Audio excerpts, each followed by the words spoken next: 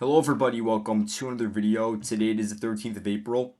Today we're covering the latest developments on the Avdiivka and Chasiv Yar fronts. We're also going to look at some of the fronts that I covered in yesterday's video. That video was all encompassing, so I didn't have time to get into the minutia of a lot of events. So I want to rectify that by allotting some time to that today. Let's begin though by looking at the situation around Novomykhailivka. So we don't have any confirmed advances, but we do have initial reports coming from the Russian side that the remaining infantry squads that were occupying the western sections of the town are now beginning their withdrawal towards Krasnohorivka.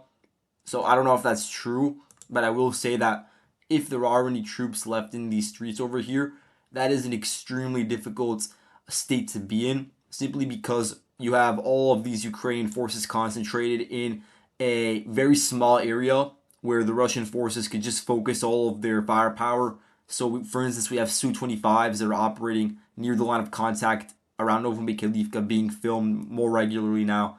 They're conducting these sorties. And then, of course, you have the Russian artillery component that is very strong in Donetsk city. And as an extension of that, some of those resources are being allotted to attacking the Ukrainians in Novomykhailivka. And so, again, there's just a vast superiority of firepower, and all of that targeting such a small area is difficult for whatever forces are defending, and they have been defending for an extremely long time. But in the end, the Russian push directly through the village is what allowed this situation to really unfold in the way it has.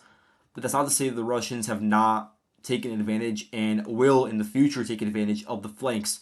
And so, looking at the northern and southern flanks of Novomykhailivka, the Russian forces are putting an emphasis on trying to solidify control over those fields. Those fields are located on local hills. Those hills overlook the chain of towns that the Ukrainians are really defending to such a high degree, which includes past Novomykhailivka, Paraskovivka, Konstantinivka, and then you go further westwards, it's the same story.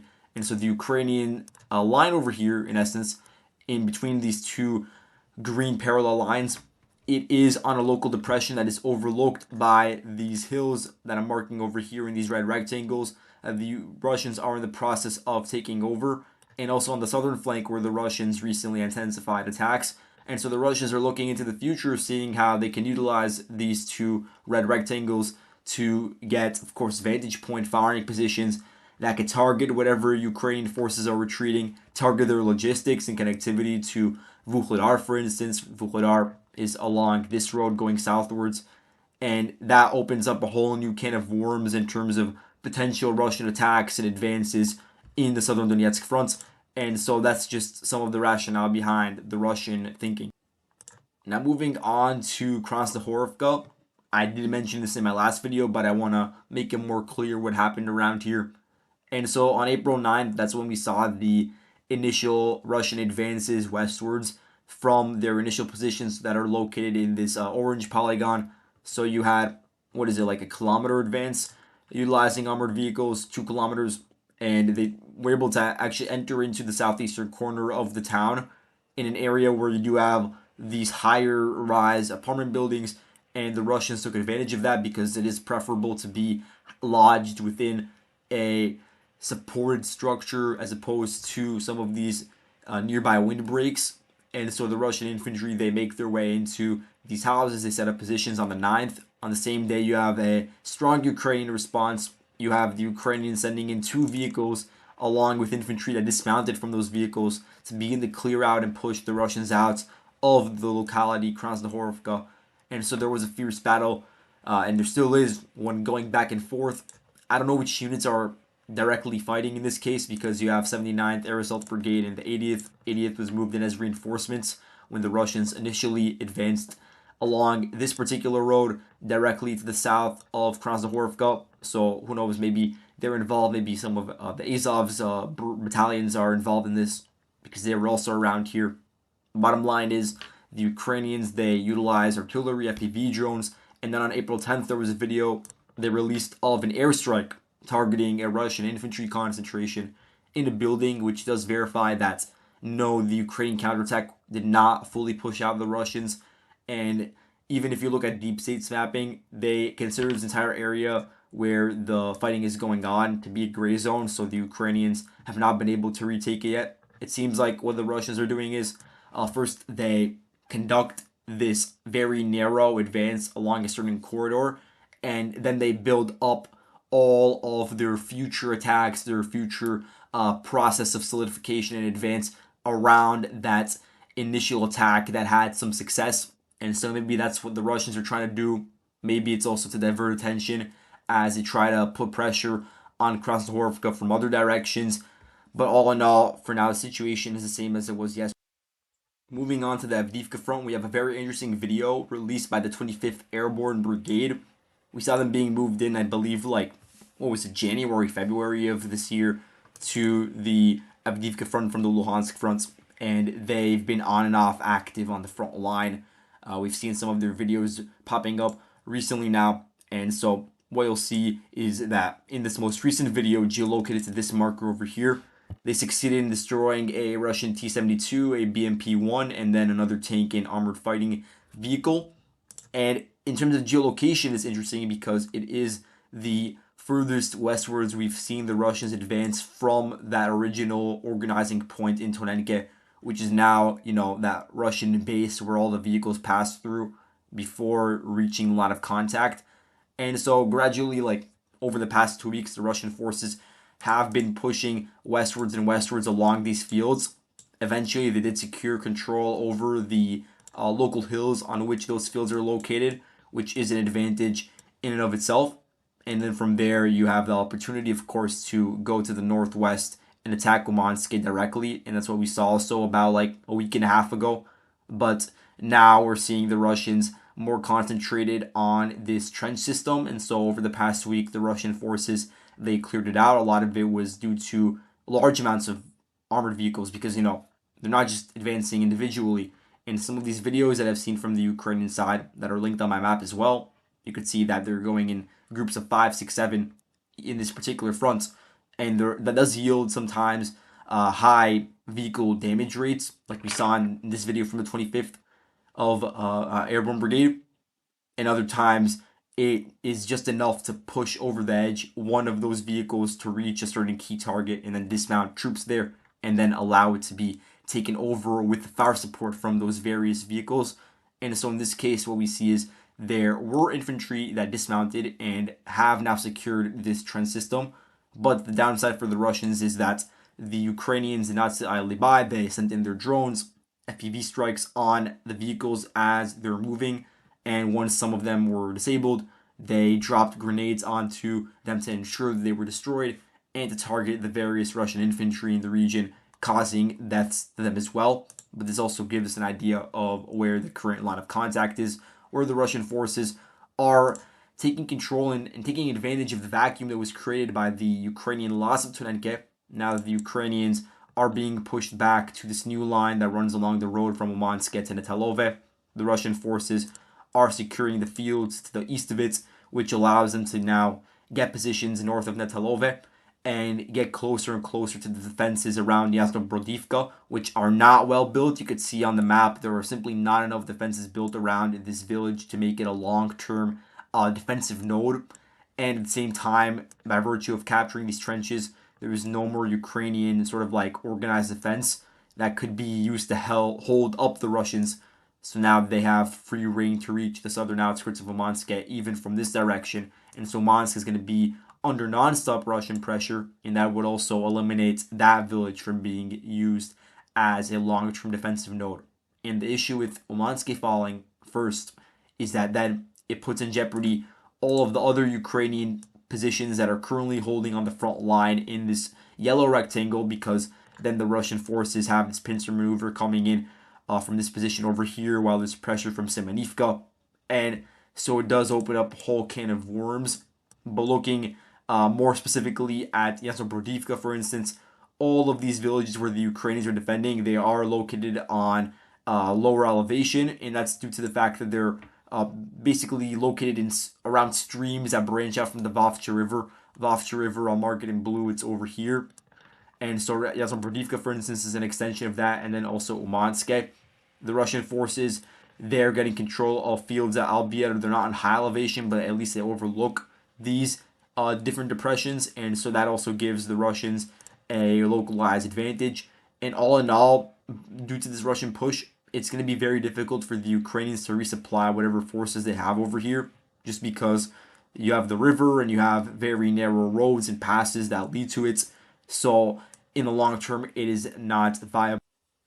Now moving on to Berdichi, there's not much to say about this area. Deep State, they yesterday made an update that confirmed my mapping of the situation, that the Russians are now in control of the various tree lines that are supposed to be at least located around the Durna River, but it's not very narrow in this certain area of Berdichi. In any case, the video that we received today from this front, I don't have a label for some reason, but it's a Russian vehicle that runs over a minefield, which again tells you the Ukrainians have prepared defenses in this area. When it comes to minefields, for instance, around Berdichi, they had time to do that because the fighting in Berdichi really did drag out. And so in the fields to the north of it, that the Ukrainians really don't want the Russians to get control over, because these fields north of Berdichi, they are located on higher elevation that basically is overlooking Semyonivka and is on par with the other higher elevated areas that Ukraine has under its control further north around here, for instance. And so now they're mining it to prevent the Russians from solidifying control. In this particular instance, they succeeded in destroying the Russian vehicle with some like insane explosion caused by the vehicle running over multiple mines. But yeah, let's move on to the situation around Novomykhailivka. I'll further clarify it. So after months of quiet on this area north of Krasnohorivka, the Russians did restart offensive activities over here on April 7th.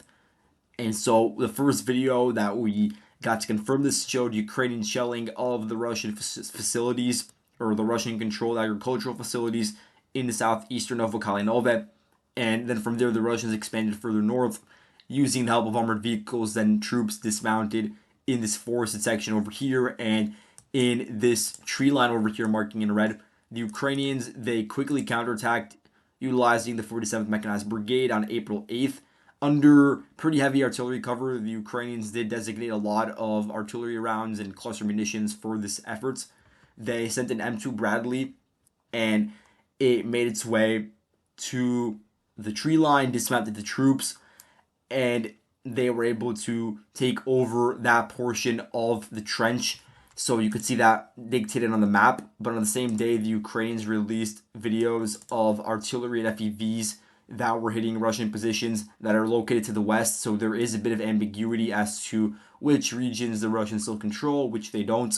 But there definitely was a Ukrainian counterattack that did succeed in taking back some land and preventing any sort of Russian complete entrenchment on these eastern fields to the east of Novokalynove, at least, which would be a disaster because these fields are on very high elevation. Novokalynove and Keramik, they're on a valley that is overlooked by the Russians not only to the south but also to the east, and so the Ukrainians want to prevent any sort of Russian solidification over there. Now, today Rybar came out and they didn't show any sort of like geolocated evidence to back it up, but what they're saying is that the new line of contact looks something like this, where you have Russians basically in control of all the plantations to the south of Novokalynove. All those plantations, first of all, have defenses that the Ukrainians built up over a long period of time when the Russians were making their pushes towards the rail line, all of that. And so it is a fortified area, but also all of it is located on heights overlooking the Ukrainian defenses. And so it would be an important development. Also, in terms of just enveloping those villages, it would be an important development. And it would be a stepping stone for the Russians to get control over such a village that is only several kilometers to the west of the crown jewel, I guess you could say, in the sector Ocheratina. And so none of that is verified, but it is important to keep in mind as we go on. Also, the Russian forces, they released new videos of Lancet strikes. Lancet strikes are not that deep in the rear. If we measure it, this video, for instance, is only about 6-7 kilometers away. It's a Russian Krasnopol round. It destroys an 155 millimeter Polish AHS Crab self-propelled howitzer. And then we have a video that's a bit farther westwards, west of the Vyimvka River. I guess you could say it's 12 kilometers away. and it shows a direct lancet strike on a Ukrainian tank. And basically that entire area does have like a concentration of various Ukrainian vehicles. I'd assume that's because they were stationed over there before making their preparation to cross over the Vyimvka River and then begin frontline duties. And so the Russians are now doing this more and more, where they're just spotting these Ukrainian various pieces of equipment or artillery before they even make it to the designated sector, before they make that transition.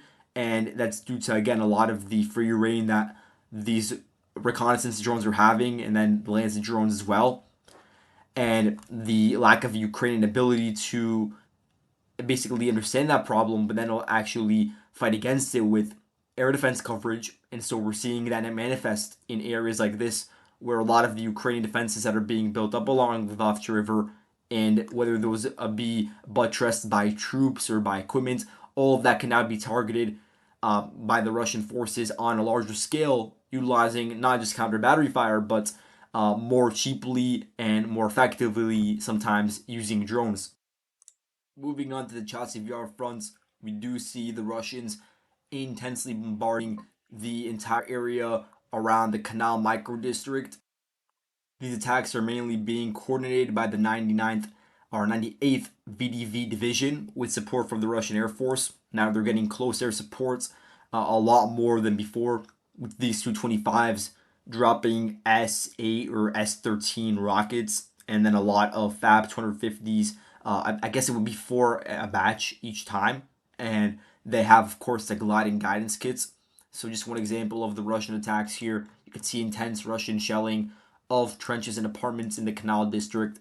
The Ukrainians, they are well prepared over here. They did build up a perimeter around this district with trenches that are being manned by the Ukrainians, by the 67th Mechanized Brigade, a unit that was moved in to further reinforce the Ukrainians because of infantry, basically manpower and general issues in this region. And so they're being sent in to hold the line. And they have released some footage destroying Russian equipment, a lot of that coming from April 4th in that initial Russian advance to the northeast of the Canal district along this attack vector. And that attack on April 4th was also supported by, I think it was 4 Su-25s that targeted Ukrainian defenses at the same time. And so since then, the Russians have not made any additional moves to capture additional territory, but they are in the process of targeting various Ukrainian defensive installations. Here we have a video from the other side of the Donbass Canal showing Russian ATGM destroying Ukrainian repeaters for their FPV drones. And when you look at the footage, most of the apartment buildings over here, which are amazing for reconnaissance, for snipers, for ATGMs, a lot of them are still standing. Most of them are. And then you also have these industrial facilities that the Ukrainians are utilizing. And so this area is a fortress. It's going to be very interesting to see how much the Russians utilize their fabs, in which degree, whether it's just 250s or they go for a larger payload. And so for now, the Russians are just in the process of that attack. But then looking further south, there is very interesting information coming out from sources such as Rybar, where they are claiming that there are very large advances by the Russian forces. But this is not verified. I couldn't find any reports elsewhere that are backing up these claims of large Russian advances occurring in this forested area over here and occurring in the areas around Vyimvka. And so this entire section that I'm referring to is the Stupochki Globusvovske Nature Reserve. And so it's a forested area the Ukrainians are utilizing to hold the line, to safely transport equipment and men to the line of contact, because again, they do have a lot of coverage in these densely forested areas. And so it would also make sense for the Russian forces to advance through that area because, again, they would have more concealment, but also because it gives them a land route looking farther to the future to cross over and get a foothold across the Donbass Canal. And of course, because of the elevation advantage associated with this part of the front line. And so the Rybar, at least, are reporting that there were Russian advances in the sector. But we do have footage here which shows Russian TS-1A shelling of the same Ukrainian positions in the nature reserve. And so for now, the Ukrainians are still present in this area. Also, I do have to say I am mistaken regarding Vyimvka, or I was, because I thought there was no geolocated footage to back up the claim that the Russians are in control of most of the village, if not all of it. but there is footage first of all from this warehouse over here that I found today when I was researching, and then there's another piece of footage from like a week ago which shows the Ukrainians destroying two Russian armored vehicles as they were making their way to western Avdiivka. So that is also verified there is still a Ukrainian defensive component operating at the very least in these forces sections over here. Now moving on to the Siversk front, specifically looking at the area to the north of Vesele running along this particular rail line.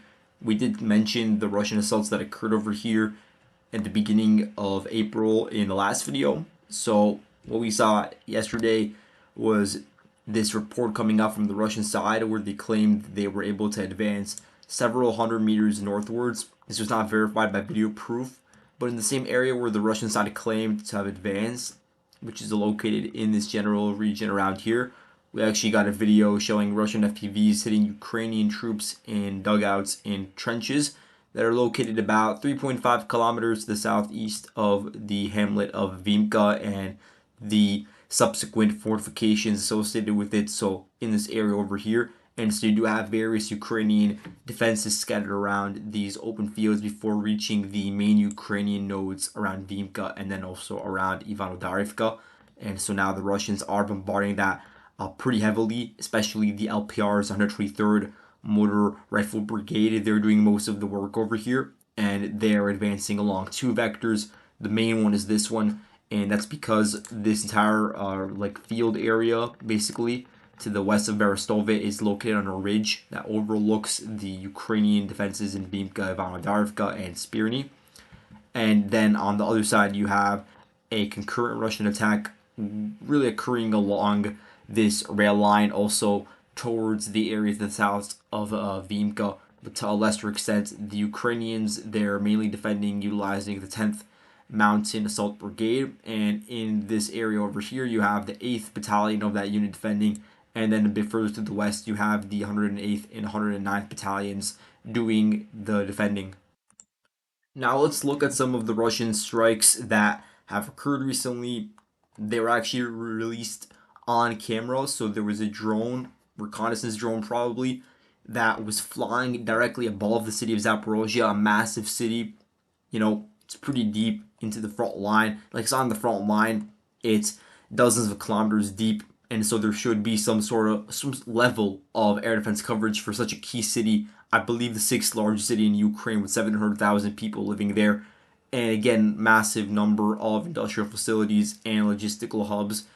And so now we have this video coming out where a Russian drone was flying right above the airspace of this major city and had very good resolution, zooming in, showing everything without any signs of it being shot down or being jammed, anything of the like.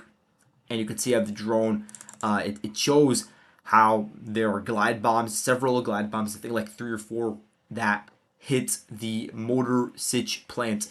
And so this plant, it is a facility that's been hit by the Russians numerous times throughout the entirety of the war. And now with this footage, we know that it's still on operation, that it was not really damaged at all in previous strikes. But this time there actually were direct hits. I think the last fab strike, because they used fabs for this with the UMPKs, I think one of the fabs was actually slightly missed, and so it didn't cause the intended damage. But there were direct hits, I think like 2 of them, on the facility. And the facility itself is important because it produces the AI 450 turboprop engines. And so these are the engines that are used in these lighter airplanes, UAVs. So again, this entire area is a sort of like drone assembly facility, and then it could also be used for gas turbines. And so it does have a significance for the Ukrainians, especially when we're looking at their campaign of targeting gas and oil refineries in Russia itself, or just for conducting drone strikes on line of contact. And so when we look at the drone footage itself, the facility is just extremely massive, so many different structures, and again, very reinforced. And so just one round of fab strikes is not going to be enough to totally take it out. And so it's going to have to, if the Russians are serious about this, to destroy its capabilities, they're going to need to utilize in the future a sort of bombs that have a higher payload, perhaps maybe in the future when the Fab 3000s are eventually fitted with the UMPKs or some other guidance kits, then that could be utilized on this facility. But in any case, let's go a bit to the north to Sumy, the city of Sumy. We also saw a Russian strike that was recorded by a drone. Again, very good resolution, looking over it. So the drone was flying over the airspace in the city of Sumy. And again, no sort of sign of Ukrainian air defense intercepting either the drone or sort of any of the actual plane, trying to intercept the plane that released the fab bombs in this case. And it's likely the Ukrainian air defense coverage can't even reach those planes that dropped the fab bomb, and that's the entire benefit of utilizing it. And those bombs can be dropped from like 60, 70 kilometers away from the line of contact. The planes don't even have to get close. They can if they want, and then that could enhance the distance or enhance the accuracy. And that's what we saw in a lot of cases, for instance, around Chasiv Yar. But in these sort of like deep strikes on key targets that are in the rear, it does make sense for the Russians to launch the fabs from afar and then have them glide at a certain angle. And so here we have this drone recording the fab strike on a building in Sumy. I believe this building is actually a design institute, and so they work here in constructing various energy units, pump units, and that could be related either to the Russians trying to degrade generally the Ukrainian infrastructure, energy infrastructure system in this region, or maybe it has to do with something else with these industries since the beginning of the war being geared more towards the war efforts. I'm not sure, but either way, this does give you an example of the Russian forces, first of all, being more comfortable with the reconnaissance drones, being more comfortable with their warcraft, being more comfortable with these sort of strikes that are deep into major cities within Ukrainian territory, and the Ukrainians not being able to respond properly. And so that's all I have for today. Thank you all for watching, and I'll see you guys in the next video. Goodbye.